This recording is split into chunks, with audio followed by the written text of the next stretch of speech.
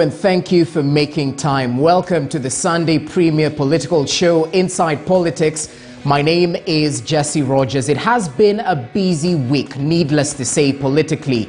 We saw the nationwide party primaries conducted by various parties, including the United Democratic Alliance, UDA party, the ODM party as well, the Jubilee party going the consensus route in most of the undisputed areas. They plan to field a party candidate, and this just sums up the week. We'll definitely get to take a look at some of the good, the bad, and the ugly sides we've seen through the party primaries, especially in areas where clinching the party ticket is as good as winning the seat in the August 9th general election.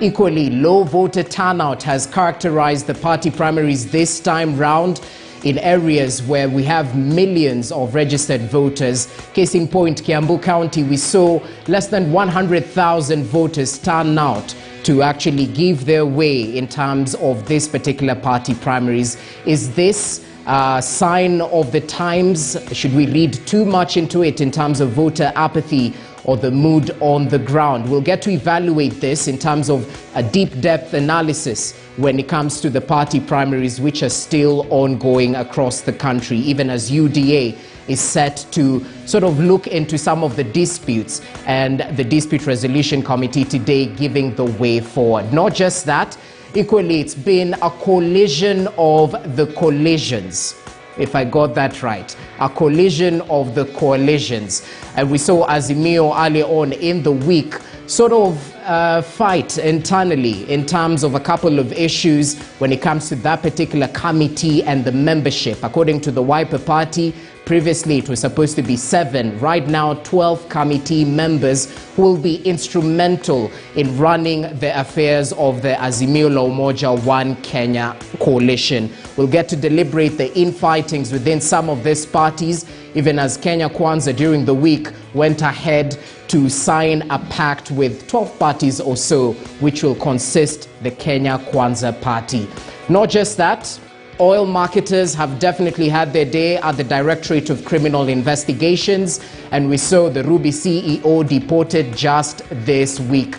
Economic sabotage, or is there a little bit more into it? We'll take a look at this, even as EPRA, that's a Petroleum Regulatory Authority, sort of reviewed the prices upwards. But we equally saw the much needed subsidy in which the government is pumping in to alleviate the prices due to the common mwananchi. Thank you so much for your time. Once again, welcome to Inside Politics. Before I get to introduce my panelists later on, let's take a look at this first story, which will form the basis of our discussions. Remember, you can equally converse with us through the social media handles at KTN News using the hashtag Inside Politics. We'll definitely sample your feedback as we continue with the show. Now, on to party nominations and the aftermath thereafter. Now, as results and winners of various seats in the UDA nominations continue to be announced, big names have been floored in the primaries. Jane Kihara, the Member of Parliament of Naivasha, Catherine Waruguru, the Laikipia Women Rep, Deputy Speaker of the National Assembly, Moses Cheboi, are just some of the big losers. Now, KTN's political affairs reporter Daniel Kariuki with a compilation of some of the incumbents that might be headed home if they do not shift and vie as independent candidates. They say politics is not for the faint-hearted, as there are days to laugh, to dance, and days for premium tears. As the UDA nominations slowly come to a close, several incumbents have lost if the UDA nominations results is anything to go by. Actually, the leaders could be headed home, and in the political cold, should they ignore the next 10 days window to vie as independent candidates, as the laws have changed, leaving no room for poll losers to change political parties. But there is no dispute. There is. There is. What do you mean there is? No, I'm saying you've diffused. Among vocal politicians who have lost in the UDA party primaries are Naivasha MP Jane Kihara, after former Naivasha MP John Kihagi won the ticket. I can attest, or I'm testimony, that everybody is getting equal treatment in UDA. Another political casualty is Laikipia woman representative Ketwa Rogoro, who was defeated by the incumbent MP Mohamed Amin Dedi. The outspoken legislator was seeking UDA's ticket in the Laikipia East parliamentary race. She has been accused of shifting allegiance severally, from President Kenyatta to Baba Raila to Naibu Rais William Ruto, and critics say allegiance is key. Kampeni yangu wakati nilichaguliwa 2017 niliambia watu ya kwamba miradi zangu ndio zitakuwa my pillars in the constituency. 1 minute Bomet woman representative Joyce Korir is pushing to send one to Bondo. The next minute, Joyce Korir alleging a vote rigging plot against her. That's politics. But even political rule dictate you need a strategy. Maybe, just maybe, that is what 24-year-old Lynette Chipkorir, alias Toto, a political greenhorn, applied and won. Joyce Korir, the first-time legislator in the National Assembly, is therefore headed home, if at all. Running as an independent is not her next option. Peris Tobiko, MP Kajiado East, was trounced by her counterpart Katole Metito of Kajiado South. It could also be premium tears to disgruntled former NAT Secretary General Wilson Sossion, who was trounced claiming voter rigging. Hii ni chama ambacho kimedhihirisha kwamba in Uasin Gishu County gubernatorial race, Caleb Kositany was defeated despite campaigning hard for the popularization of the UDA party across the country. Jonathan B., or better known, Koti Moja, won. Nairobi, the nominations also had casualties. I'm requesting the UDA party at least to take charge, especially when it comes to security, because security for us, the arrows and my POs and the clerks were not good. Daniel Karaoke, KTN News. Okay. Well, that story by Daniel Karaoke paints a picture of how busy some of the parties had it in terms of the party nominations. Conducting countrywide was UDA, and of course we've seen the ODM party continue with its nominations throughout the week in various counties. And we just want to start on that particular note. We've seen the good, the bad, and the ugly side of this particular process that is so important in the democratic process in the country. Allow me to introduce my panelists, and we get the show on the road. Joining me in studio right next to me, Hesbon Owila, communications researcher. It's great to see you. Karibu sana. Happy Easter, by the way. Thank you. Happy Easter to you too, and to our viewers. As well. You didn't travel this time around. Yeah, it's hard times, man. Mafuta, eh? Anyway, Dismas Mukua, thanks for your time. A familiar face on the show, political risk analyst. Happy Easter. Happy Easter, and thanks for the opportunity. Okay, that's really proper. On the other side of the studio, we're joined by Ishmael Nyaribo, who's a lawyer. Wakili, it's great to see you. Happy Easter. Karibu. Happy Easter, thank you. Well, thanks for your time. A little bit later on, we'll be joined by Susan Mangeni, who will be joining us from our Kakamega studios. She's a governance analyst and will give us her take on the all-important process that I want to begin with right now. Gentlemen, and I'll begin with you, Hesbon. It's been a heavy political week. We've seen heavy investment from some of these aspirants. We've seen them produce merchandise, the posters going around the country, and it shows you that the stakes are definitely high when it comes to the August 9th general election, especially in areas where clinching the ticket is as good as winning the election. What's your take? All things considered, are we at a good point that when we take a look at our political parties and the grassroots they have built, what do you have to say? Well, I think we probably are at a better space than we were a few elections ago. Because if you go by what has happened in the last 1 week, you know, the one-day UDA nominations, and then the staggered ODM nominations, and apparently it seems like we only have 2 or 3 major political parties, because these are the parties that are making news in terms of the nominations. So you look at the aftermath and the process and all that, there is a bit of improvement in terms of how Kenyans have behaved, how these political parties have conducted themselves, but there isn't much, you know, good stories to write home about as far as the political class is concerned.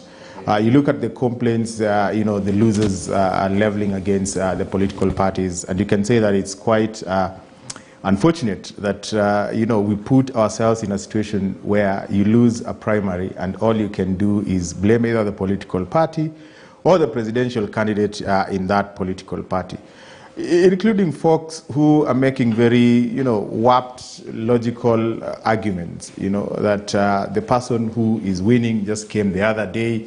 And you ask yourself, when a political party accepts to have a nomination process and accepts, the application by different aspirants, at that point, are you, as a political party or as a contender looking for that ticket, only accepting to contest with people who've joined late when you're going to win, and when the public, gives a totally different verdict, now you start raising. And I think it puts the political party leaders in very precarious position. If you look at the accusations that the deputy president is having right now, where losers are telling him, the big name losers are telling him that these guys came late, so you have to do something. So it's a very dicey situation because you have the will of the people, and I think UDA packaged itself as this political party that will go to the people, and everyone will seek mandate of the people. But then the people express their will, but then the losers now have this ultimatum on the deputy president saying, either you do something or we will do something. Speaking of losers, sorry to cut you short, there were surprise losers, especially in the UDA party nominations, and we'll have a couple of them just flash on your screens for viewers. Was it a show of might from the underdogs? They say ground need different, or does it go to show that retention, especially when you take a look at members in the 12th parliament, they say roughly 70% will be going home? I think to a large extent, if you look at the major losers, there are two things that you can read from that. Majority of them were just conceited in the fact that they were close to the deputy president. And it does appear that they didn't do their groundwork quite well. And for UDA, I think that is what they would hope the situation is. But the other reading is that if you look at most of the guys who've been rejected and what they've been saying, especially about the president and the former Prime Minister Raila Odinga, I think most of them elevated themselves to this pedestal because of the salvos of insults that they directed to the president. And I would say that if they have been shown the door by the electorate because of that, then it should be a big worry for UDA and Kenya Kwanza. For the simple reason that either the electorate has rejected them because of their conduct in the public domain, which was demeaning of the leadership position that they held.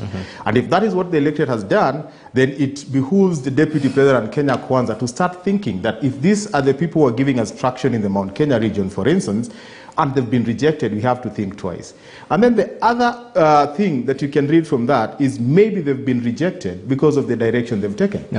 Which is against what the president has offered as the direction for Mount Kenya people. And if that is the thing, then UDA and Kenya Kwanza should be even a lot more worried. Because then if these leaders have been rejected for the direction that they've taken, then it goes without saying that it has some impact on Kenya Kwanza and the deputy president. And Dismas, that would be a good point to actually bring up your observations, because the low voter turnout was characteristic of this entire process.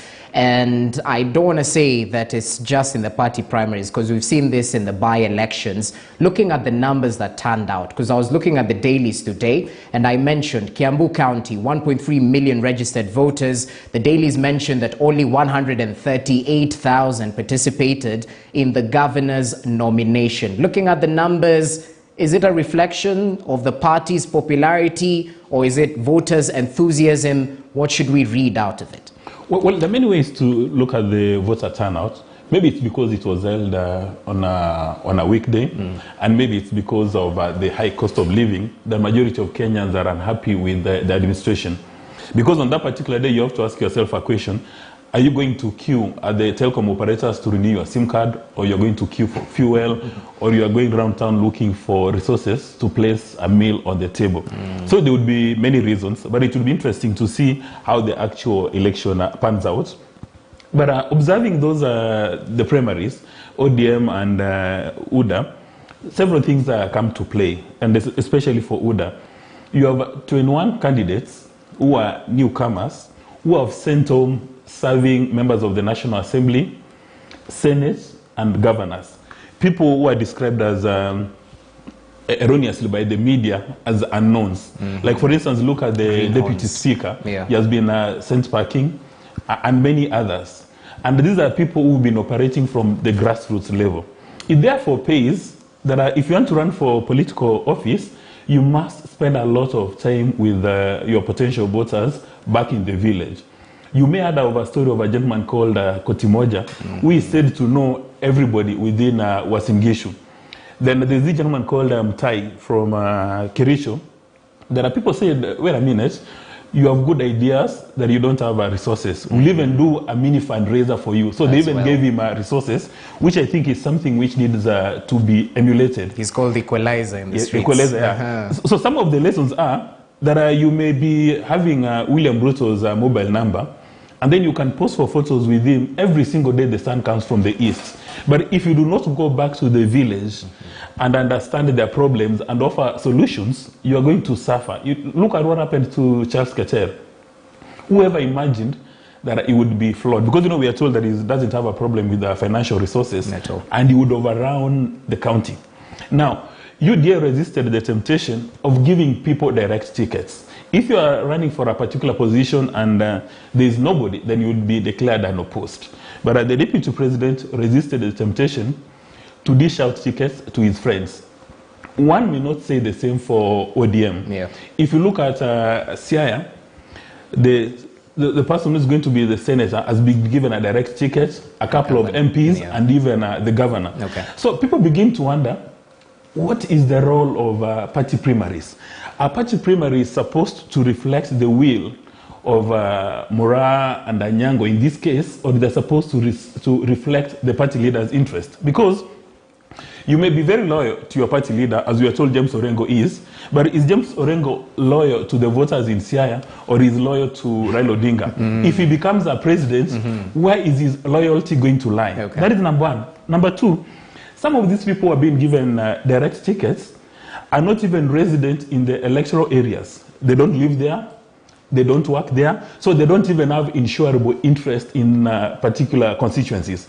Like, for instance, if you take a constituency like Langata, if you decide to give somebody a direct ticket and the candidate does not work there, does not live there, therefore does not have insurable interest in that particular area, how do you elevate it? Definitely. And in my view, political party leaders are supposed to give it a very strong attempt to make sure that the party primaries reflect the will and desire of the people.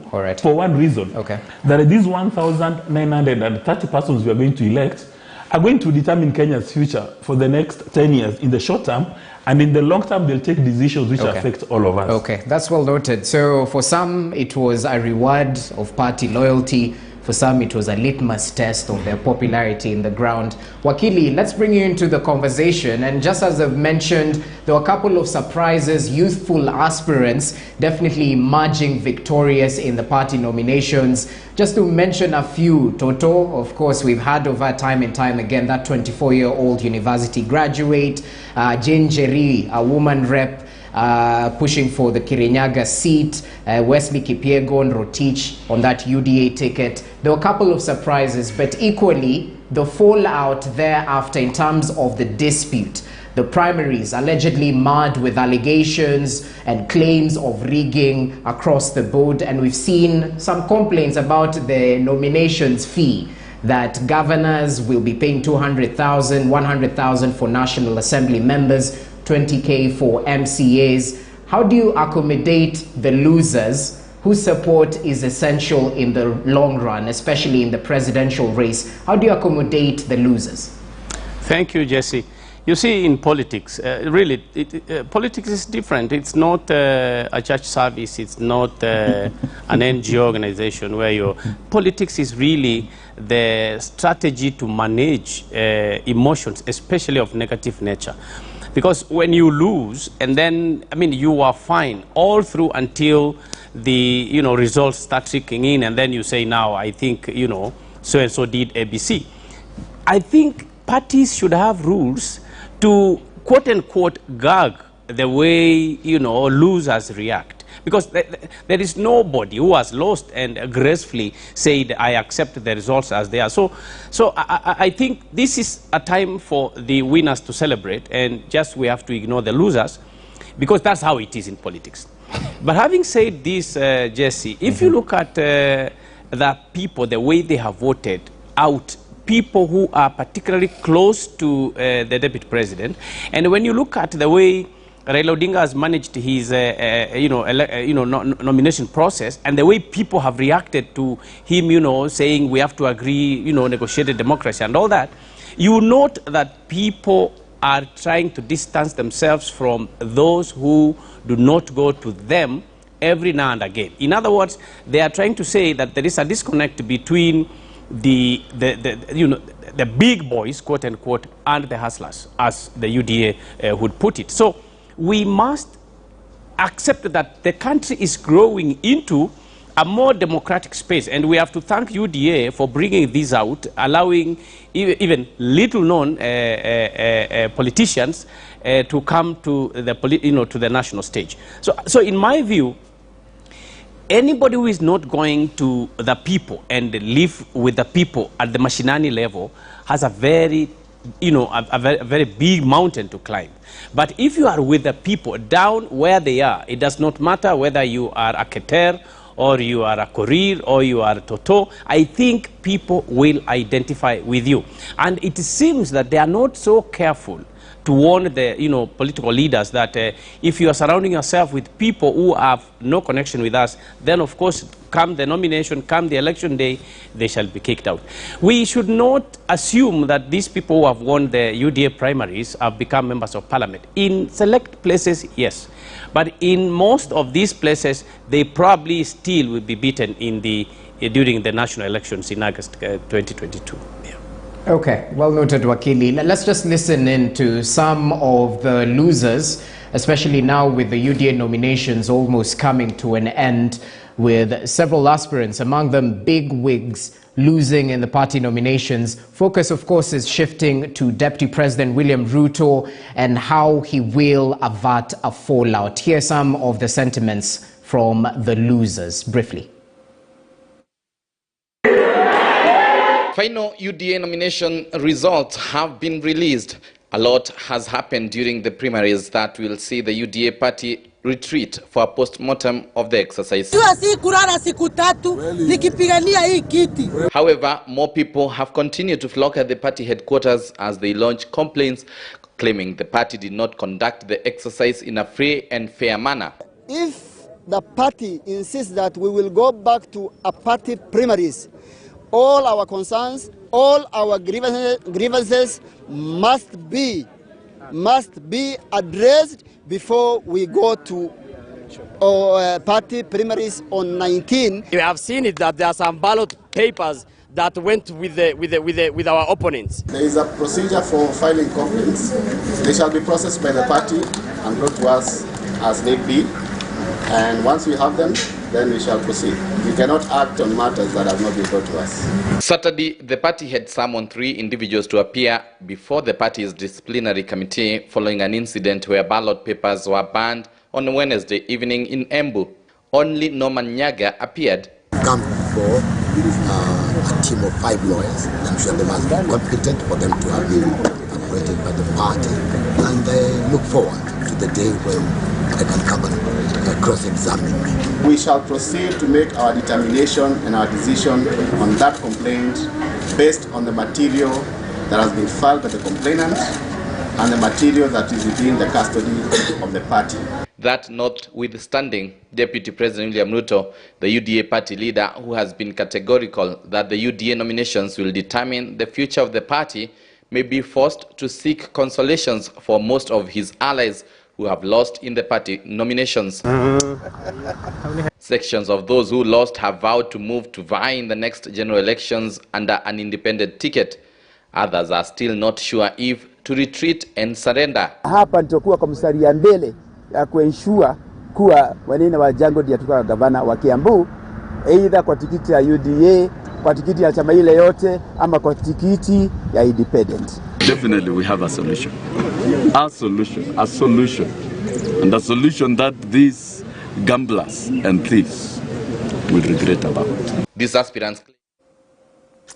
Okay, that story by Daniel Kariuki sort of encompasses some of the remarks by the losers in the party nominations, and we've just heard from them. So they have that chance to go independent or stick within the party, as is the ideal in other countries. Briefly, when it comes to consensus and what we've seen through the party leaders, Mombasa, we've seen the ODM sort of put its party hierarchy in order, Wiper, even in Machakos, just to name a few. Well, what do you think is the main goal here? To avert a fallout, to ensure we win, to avoid internal competition? Well, what's the main issue? Well, I think the main issue right now is to deal with, the chaos, avert any fallout, and just consolidate the votes that are presupposedly within, a political formation. And even as I respond, let me just depart from what Dismas are saying. You know what happens now after chaotic primaries, and kudos to UDA for, conducting, primaries in 36 counties in this country, because they gave the people that power to give, the ticket to the person they want to govern them. But it doesn't mean that the other route is wrong. It's just a question of at what point do you go the consensus? Do you start with the consensus, or you deal with the aftermath of the chaotic primaries via consensus? Because what ODM has done in many places is what UDA will do right now. But the question would be, where do you build consensus and talk to people so that you don't allow them to go as independent candidates or go to other political parties? I don't think they'll do that in their strongholds. All right. Where you saw voter turnout, approximate the turnout in the general election, they will not bother. The likes of Sosion, they'll be told, you've beaten, do whatever you can do, fair and square. Okay. But I think when they come to this other cosmopolitan region, the Mount Kenya region, they'll have to be a lot more diplomatic, because if someone flees, they have a direct option, which is a direct competitor, which is not something I think Karori has in Wasingishu, Sosion has in Bomet. But heavyweights like Karori, I think they'll have to have a very diplomatic. In Mount Kenya region, they have no way. They have to find a way of dealing with it. Your take, Dismas, on negotiated democracy. Well, what's the impact in the long run?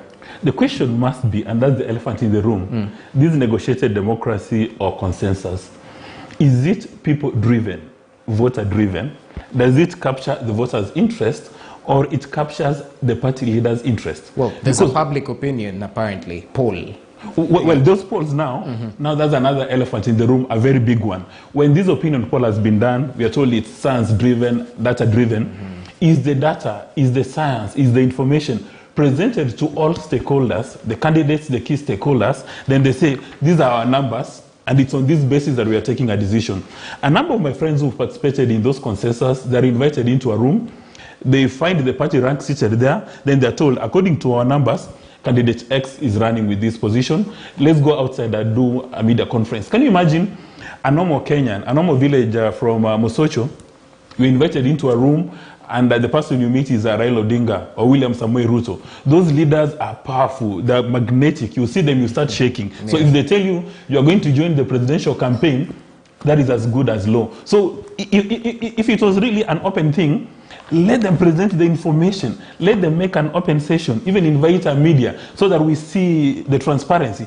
And this is especially important because every person living in Kenya, in the territory of Kenya, is a taxpayer. Okay. These political parties are funded by taxpayers. Okay. So there's a valid expectation that we must have this information public. Okay, that's proper. Wakili, and just briefly, in terms of this democratic process, is it really a democratic process from your review of the entire process, or it's down to who mobilizes better? Is there a structure within this party? Am I survival for the fittest? Yes, Jesse, in both of the incidences you have mentioned, that is democracy. Whether you talk about sitting in a room and negotiating on how or who will be, nominated or appointed, whatever, this is still part of democracy. Democracy is not only about, either heckling or lobbying publicly and, running up, in the streets. That is democracy. When you sit down, look at the way your party is performing and agreeing on certain, certain decisions so that you're not beaten in the national elections. Number two, I think that political parties like Dismas has mentioned should actually, they receive funding from the state. They must ensure that their democratic structures are strong and stable. It is not correct when a person has been defeated from a party, he runs out quickly. There is what we call the internal dispute resolution board in each party, and this is by law. So you must channel your issues now to the party court. There is something called finalization of disputes in legal in legal terms. Okay. There must be an end to disputes. You cannot, after you've been beaten, then you go to the dispute resolution, you go to the political parties dispute tribunal, you go to the high court. Even after that, again, you come and go to the media and say this is a very bad party. So there has to be an end to disputes, and I encourage all those who have lost to actually utilize these mechanisms and then respect the decisions, and then they move on. Okay, Wakili, thanks for that. As we take a break, Alex Mayore says this on Twitter: one thing this primaries is teaching us is that voters are becoming more woke. It seems people are voting in individuals, not necessarily following party euphoria and personalities. Just one more, Jokina Bruce says, the big giants fell and the real hustlers upgraded. Our current democracy is hitting the road in style. The will of the people must be respected at all costs. Keep the conversation ongoing on social media using the hashtag #InsidePolitics. We take a short break right now. When we come back, we continue with the deliberations. Remember, Susan Mangeni is still joining us from our Kakamega studios. We'll get to have her insights, being a UDA enthusiast, if I can call her that. So we'll be back with her take on the party primaries as we equally take a look at the collision of coalitions. Stay with us.